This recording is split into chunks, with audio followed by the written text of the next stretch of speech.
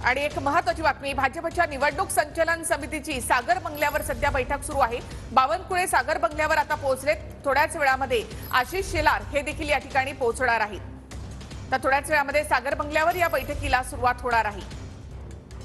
भाजपच्या निवडणूक संचालन समितीची सागरवर बैठक होते।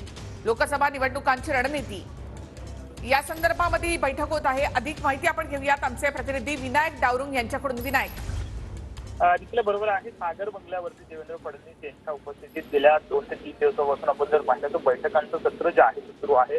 आज सुद्धा भाजपची एक बैठक जी आहे ती आता या ठिकाणी सुरू होते। निवडणूक संचालन समिती हे भाजपचे राज्यातले आहे, तिची ही बैठक आता सध्या सुरू होते। राज्यातल्या निवडणुकीची तयारी कशा पद्धतीनं करण्यात आलेली आहे याबाबत माहिती संपूर्ण राज्यभरातली या बैठकीत घेतली जाणार आहे आणि पुढील काळात काही उपाययोजना करणं गरजेचं आहे, नियोजन कसं असणं गरजेचं आहे त्याबाबत या बैठकीत आपण जर पाहिलं तर चर्चा होणार आहे।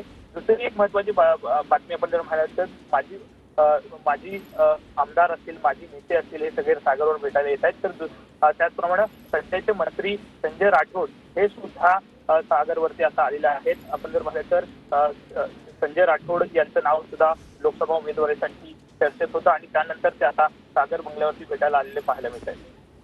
धन्यवाद एकूणच माहितीबद्दल विनायक। मंत्री आणि शिवसेना नेते संजय राठोड देखील सागर बंगल्यावर दाखल झाले आहेत। तसंच भाजपच्या निवडणूक संचालन समितीची ही बैठक होत आहे। बावनकुळे आता पोहोचलेत। आशिष शेलार देखील या बैठकीसाठी पोहोचत आहेत।